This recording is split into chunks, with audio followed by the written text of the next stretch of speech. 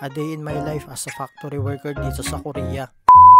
Winter na nga dito sa Korea ngayon at isa sa pinaka nakakainis ay magsuot ng madaming patong na damit dahil sobrang lamig na nga dito. So ngayong araw pala mga guys ay papasok na ako sa aking trabaho. Kung mapapansin nyo nga ay madilim pa lang ay umaalis na ako dahil ayaw ko nga nang naaaraw. Ayaw ko kasing mangitim. Paglabas ko nga sa pinto ay nakita ko nga ang bituin sa kalangitan na napakaganda at sobrang dami.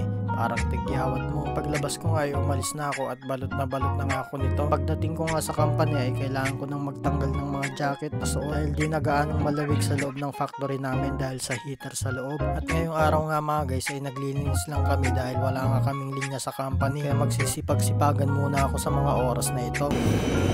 Tapos na out na under time na naman. Yarnis ngayon talaga, maraming huminang company guys. Ano? Maliwanag pa guys, dahil wala kaming pasok, ay half day lang pala.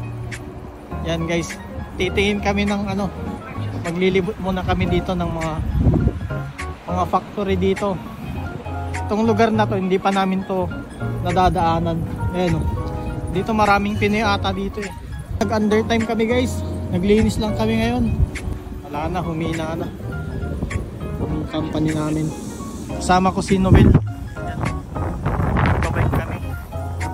Namin dito guys, malamig na ngayon guys, kaya tignan nyo, nakakumot na yung mga ngayon tao, nakakumot na sila.